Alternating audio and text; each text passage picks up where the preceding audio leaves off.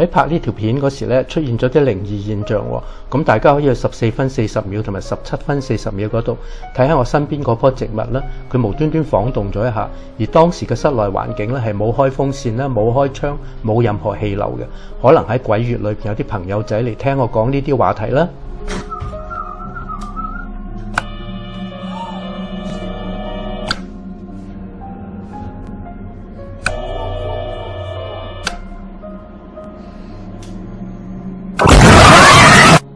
大家好啊！時間真係過得好快，一眨眼咧又到咗每年最恐怖淒涼嘅農曆7月鬼月啦。咁每到呢一類陰氣重又或者大時大節陽氣旺嘅時節咧，特別多聽到重病嘅人離開嘅消息嘅。咁其實生老病死咧，任何人都要面對嘅，唔需要介意係咩時節。最緊要咧係明白，一旦要離開嗰時咧，自己應該點樣去應對。正如有一日咧，突然間要移民，如果事前完全唔了解將要移居嘅地方係點嘅話咧，當自己單身落機嗰一刻咧，完全陌生嘅環境都唔好話唔驚唔騰雞啊！咁今日咧，我哋就傾下人到臨死嘅時候咧，到底要面對啲咩嘢嘅現象咧，同埋咩情況？咁人一出世就開始死亡倒數噶啦，咁到死亡嘅時候咧，就係新生命嘅開始嚟。咁喺一生一死之間咧，不斷輪轉，而每一日咧，大家都喺度回顧琴日經已死亡嘅自己。佛經講，人嘅生命咧係由4大組合組成嘅，就係地水火風呢4大元素。大嘅意思咧係指類型，4大咧就係指4個類型嘅意思。咁當死亡嘅時候咧，開始先係地大出現問題。人死嘅時候咧，先係身體出現毛病、活動受限啦。身體就係大地嘅意思啦。咁到咗瞓喺醫院嗰時咧，喐都喐唔到，手又喐唔到，腳又喐唔到，身體更加喐唔到。呢個咧就係地大先出現問題嘅特徵。咁所以講，人要死嘅時候咧，第一個現象咧就係地大分解啦。咁身體開始先壞衰，先兆咧係可以比喻人年紀大咗啦，身體不由自主，想跑下又跑唔喐，跑都跑得慢過人嘅，就係地大開始衰弱啦。咁地大開始衰弱咧，因為受到體力所限啊，而唔似年輕時想點樣都輕鬆自如嘅。咁呢個咧就係地大開始分解啦，身體開始出現問題嘅現象啦，亦都係一個信號，接近死亡嘅信號啦。就越會覺得自己嘅身體負重喎，咁感覺成個身體都好沉重，連拖動自己身體都唔夠力氣。到咗死前嘅一刻咧，成個身體更加好似一座大山咁樣壓住自己咁。咁不過呢個時候咧，仲係有機會搶救翻嚟，延長少少生命嘅時間嘅。咁呢一個咧就係人生進入死亡嘅初步階段啦，亦即係地大分解嘅階段，即係身體開始敗壞，跟住落嚟咧就會進入死亡嘅第2個階段，就係水大嘅分解啦。咁出現呢一個情況咧，係會不斷咁樣冒汗啦，咁係唔能夠控制咁飆冷汗。咁身體出嘅汗咧又冷又黏咁樣，係體液汗水不受控嘅分解。有經驗嘅朋友觸碰到臨終病人嘅身體嘅話，都知道臨終嘅人身體上面嘅汗水都係黏同埋冰冷嘅。咁到咗呢個階段咧，基本上已經係大限到，搶救都冇用。呢個時候嘅人已經陷入昏迷嘅狀態。佢本人嘅感覺咧，就有如喺大雨又冰冷嘅環境之中，又好似睇見大海海水洶湧，不斷聽到海水水流嘅聲音。咁呢一個咧就係水大分解啦，亦即係體內血液體液亂湧嘅現象。而佢嘅皮膚咧都開始會出現一粒一粒嘅汗珠，咁呼吸咧就開始發出沉重嘅聲音。因為肺部分泌嘅痰啊，同埋水分之類嘅液體都開始湧上喉嚨。喺呢一個時候咧，佢已經完全冇氣力控制自己全身嘅肌肉，一世人都緊閉住嘅肛門肌肉咧，首先會張開，射出人生最後一啲液體。咁尿道同埋輸精管都會跟住鬆弛，放出生命最後嘅一啲小便啦，同埋最後嘅一次精液。咁當呢一個大小便精液同埋汗水排走嘅一刻咧，已經可以話係搶救翻嚟嘅機會係近乎零，可以講已經係冇得救噶啦。咁跟住落嚟咧就係火大咧同埋風大嘅出現啦。咩嘢係火大咧？每個人嘅生命最純正嘅係咩咧？就係意識啦。冇意識咧就只有一個身體嘅話咧，呢個生命只係一件冷冰冰嘅死物嚟嘅。當呢個身體注入咗意識咧，就開始有能量同埋熱量啦。咁咧就成為一個包含咗意識啦、光同埋熱嘅生命體啦。唯識論裏面咧就有講到啦，暖、受同埋色係三位一體嘅，係唔會分散嘅。溫暖咧、壽命咧同埋意識咧，缺少咗任何一樣咧，都唔能夠成為生命。當意識精神仲喺度咧，身上嘅暖氣係一定存在嘅。咁所以咧，當一個人嘅意識離開咗咧，體温就會開始消散啦，火大亦開始消散啦。當意識離開之後咧，呢個生命就完結，亦即係靈魂離開咗啦。咁暖、受、色呢個三位一體就開始解體啦，就係我哋講嘅死咗啦。最後咧，呢個人喺無意識之下吐出體內最後嘅一口氣，風大就開始消散。地水火風嘅分解過程咧，亦都完成，一個生命咧就真正完成終結嘅過程。咁呢一個時候咧，生命係雖然靜止咗，但係輪迴嘅過程先啱啱開始。有練習過靜坐或者氣功嘅朋友咧，都知道人體內係有七重輪嘅位置同埋佢嘅作用嘅。咁七重輪咧喺人體嘅中脈，中脈我哋可以係觀想啦，或者幻想係我哋嘅脊椎骨啦嚇。咁咧七重輪咧就即係海底輪啦、生殖輪啦、臍輪啦、心輪、喉輪、眉心輪同埋頂輪。咁呢七個位置嘅關卡咧，每一個都同我哋下一世變成係咩嘢嘅物種啦，要去邊度轉生啦，個靈識有幾清醒啦，有幾多智慧啦，都有好重要嘅關係嘅。咁而輪迴嚟睇咧，如果呢個人一生中善惡互相抵消，來生咧應該仲係會再次為人嘅話咧，佢斷氣嘅時候咧，都係會由個腳底先冰冷啦。咁啊，最後咧就只會有胸口咧，即係個心口嗰度係心輪啦，就係仲有餘溫喺度嘅，亦即係最後離開咧，就係由個心輪離開啦。咁佢下世就會為人。咁由心輪離開咧，就係走入人道，再生為人。咁但係大家要明白啦，佛經裏面講嘅人呢，唔係單指我哋咁樣嘅地球人類，因為宇宙中有好多星球上呢係有唔同外形嘅生命嘅，咁好多種類型嘅外星人呢，都係屬於人道嘅。咁意思係咧，同我哋呢個地球人嘅人類同一維度，但係形態唔一樣嘅，都係屬於人道。咁投生為人呢，就唔一定係再次為地球人㗎嚇，有個身體嘅形態呢，就同我哋呢個造型呢未必一樣。咁總而言之呢，全身冰冷，胸膛仲係有餘溫嘅呢，就係呢個人嘅靈魂呢最後離開嘅位置，下世佢就會做人嘅。咁有啲人走咗之後，全身冰冷晒，但係額頭個位置，即係眉心輪嗰個位置仲係暖暖嘅呢，咁佢就係投生去做天人。天人咧就比人好一啲，咁受苦又少一啲啦，享福又多一啲，壽命又長一啲。咁唔同層次嘅天人壽命都唔同嘅喎。以地球嘅時間嚟計算咧，大約有500歲到2000歲之間啦。咁但都一樣有生死同埋需要輪迴。唔同天道層次嘅生命外形都唔一樣嘅喎，生命長短同埋生活嘅方式都唔一樣。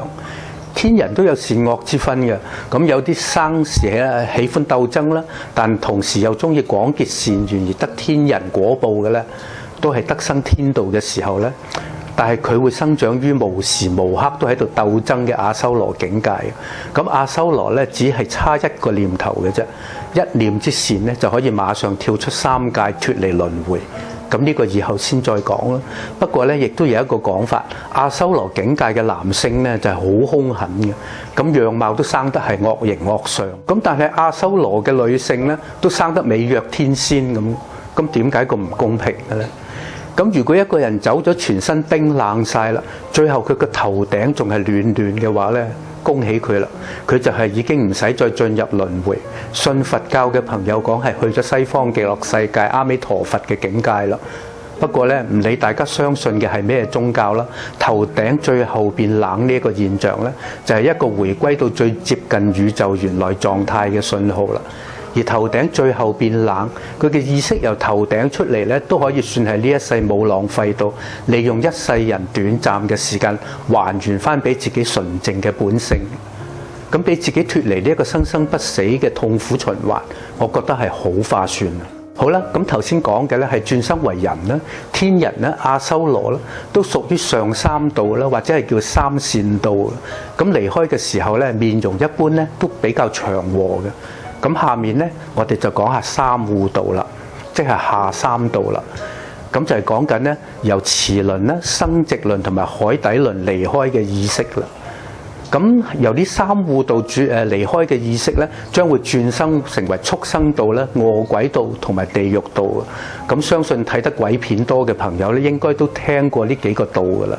咁如果呢一個人走後全身冰冷，只係肚臍嘅位置仲係溫暖嘅咧，咁會係呢一個人生前做嘅壞事咧、惡事咧就多過好事，就會進入畜生道啦。不過喺肚臍以下位置最後變冷嘅咧，餘下嘅溫度一般都會比較低嘅。咁佢哋臨走之前咧，個樣亦都會冰凍得好扭曲咁樣。咁比如佢哋全身咧係會感覺冰冷到打冷震，咁面容係充滿恐懼啦。咁如果成身冷晒，膝頭哥咧最後仲係微微溫暖嘅話咧，咁佢就係去咗地獄啦，或者係餓鬼道啦。咁喺死亡嘅過程之中咧，當分解過程完成晒嘅一刻啦，亡者咧就會感覺到無比輕安，感覺會好似瞓覺嗰時開始啱瞓着，但又未完全瞓着嗰個半夢半醒嗰個狀態咧，就叫清明夢咁嘅狀態嘅感覺。之後咧就會好舒服咁昏迷、昏睡、昏沉咗過去啦。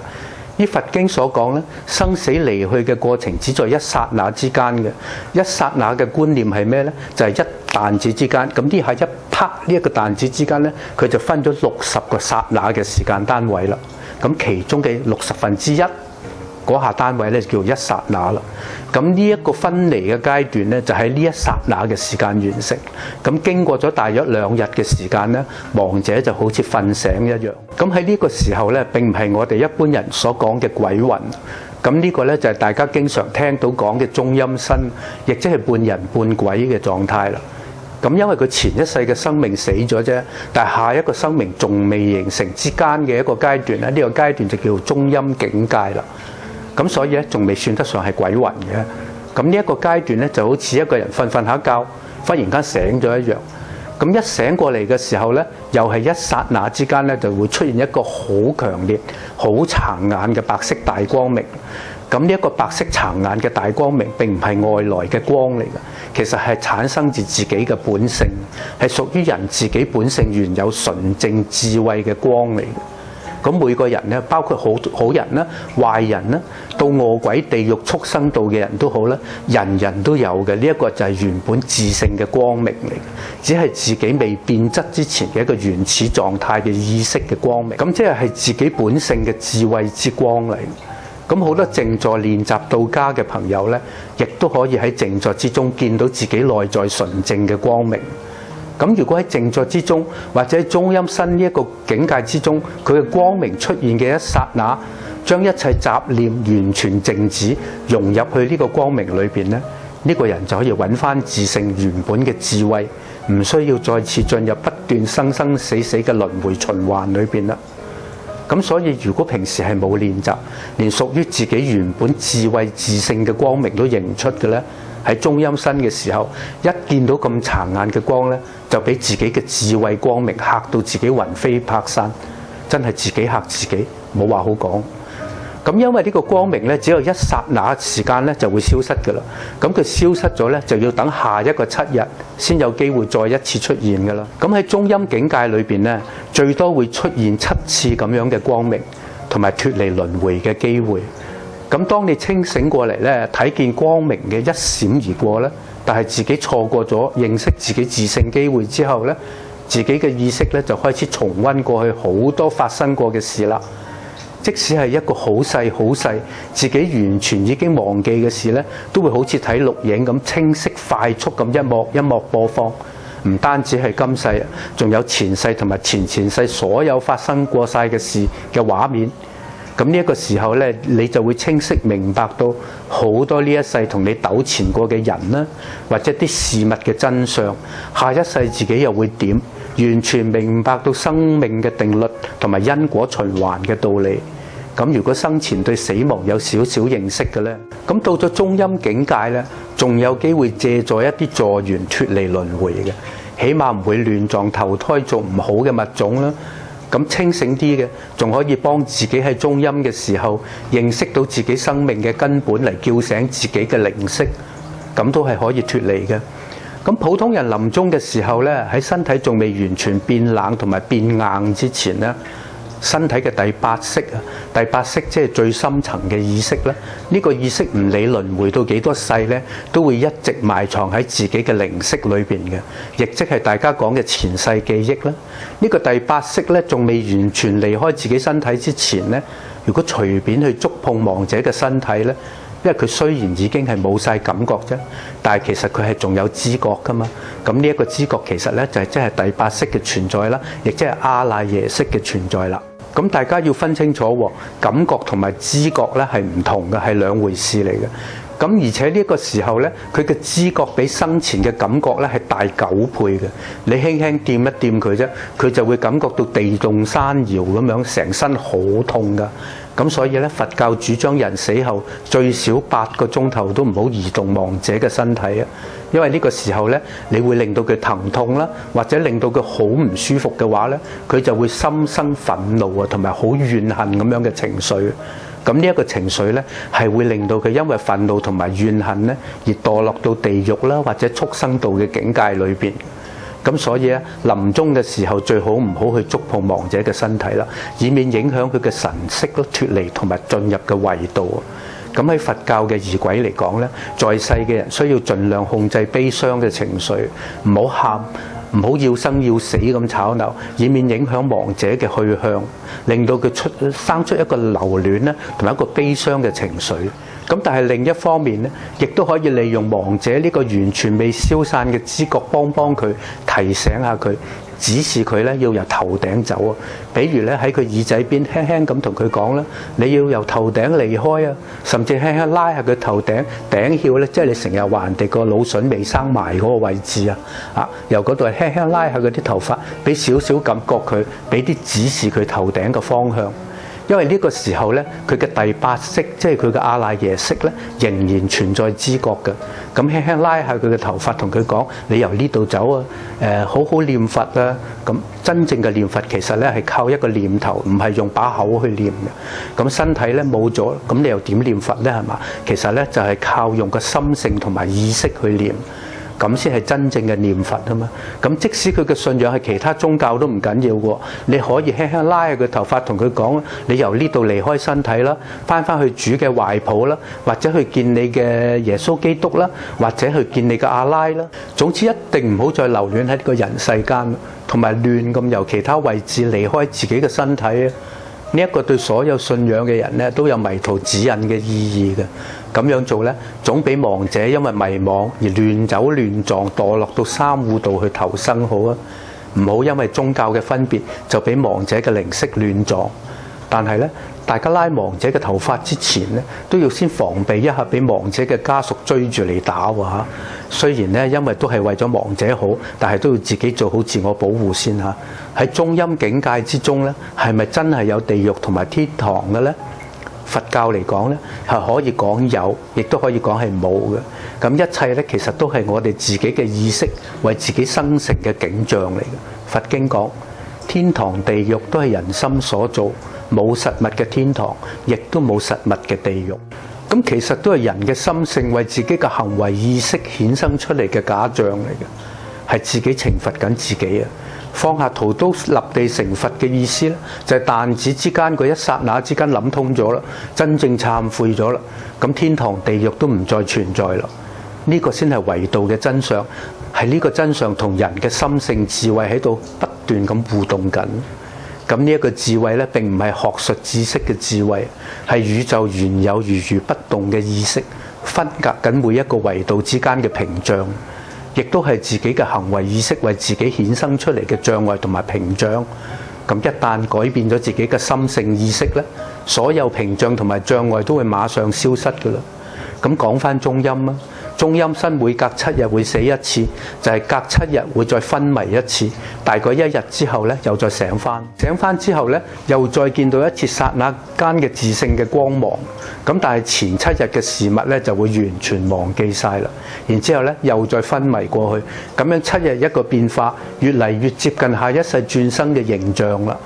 咁中陰裏邊咧，每隔7日一次嘅生生死死，最多可以出現過7次啦。咁中陰咧並唔係每一個人都會有嘅，只係人生中有做過好事，亦都有做過壞事，好壞各半或者不善不惡嘅人咧，先至會有中陰身嘅。咁一個大好人咧，佢可以投生到天界咧，就唔需要有中陰身噶。咁佢一死咧就即刻綁咁就去咗嗰個境界，唔需要經過中陰。咁一個真正修行嘅人咧，都唔會有中陰身喎。大好人同埋修行人咧，喺呼出最後一口氣之後咧，佢嘅靈識就馬上進入嗰個相應屬性嘅更高維度嗰度啦。所以咧係唔需要經過中陰，一次一次今生來世咁樣過濾嘅，同埋要交疊去清除唔好嘅記憶。大壞人都冇中陰身嘅喎，大壞人喺人間嘅氣息一斷咧，佢哋原始純正嘅心性，馬上為佢哋自己衍生出各種景象嘅地獄噶啦。咁所以咧，都唔會有中陰嘅過程同埋景象噶。仲有被謀殺同埋自殺啦，或者係遭遇突然而來嘅意外死於非命嘅，都唔會經歷中陰嘅境界嘅。呢啲係另一個話題，第日先再講啦。咁佛經講世間嘅生命咧係分段生死嘅，咁即係咧呢一世完結咗，下一世又係另外一個角色。可能係豬係牛係羊，亦都可能係外星人。咁今世咧係夫妻啦，下一世咧亦都可能係父子仇人情人，生生世世嘅接駁延續，就係咁樣分段生死。咁所以能夠脫離輪迴咧，就係超脫咗分段生死嘅束縛。咁我哋嘅靈識由邊度嚟呢？咁總應該回歸翻去原先原始嘅寂靜屬性嗰度，咁先啱噶嘛。咁佛教講嘅呢，就係將自性安放翻去原有嘅屬性嗰度。所講嘅佛性呢，亦都即係每一個生命原來嘅屬性。咁但係呢，一直就被誤解咗，當佛教係一個只講燒香拜神求財祈福生仔嘅迷信嘅教派。咁其實真係好可惜嘅，佛教本身咧，其實係一個好高深嘅哲學，係一個好高深嘅太空科學嚟嘅。咁好啦，今日就講到呢度先啦。咁以後咧，我哋再詳細講下喺49日嘅中陰身過後投胎嘅情形啦。咁或者喺中陰身嘅境界裏邊咧，因為自己生前所愛同埋業力，點樣吸引自己走去投生成為下一世嘅生命形式呢？前世做人嘅行為同埋想法啦，一啲一啲咁聚積成為一道封鎖住自己嘅屏障。今世生成嘅形態啦、物種啊、行為、意識、傾向，其實都係上一世記錄喺自己阿賴耶識嘅一個延續反應嚟嘅。阿賴耶識咧係第8度空間嘅意識，亦都係原本宇宙本性嘅意識記憶。明白點解今生我哋係呢一個角色，就知道過去世自己做過啲咩嘢，今世自己正在做緊咩呢？就可以估計到未來自己會變成乜嘢。深入一啲去了解，就可以隨時跳出呢一個受限嘅時間維度，亦都即係初步覺醒嘅開始啦。好啦，今日就講到呢度先啦。咁大家得閒嘅話咧，可以幫我手動點擊下，打開睇下嗰啲廣告啦。因為多啲點擊廣告咧，可以幫助 YouTube 推薦多啲我嘅頻道出去，增加佢嘅曝光率嘅機會嘅。咁多謝大家啦，拜拜。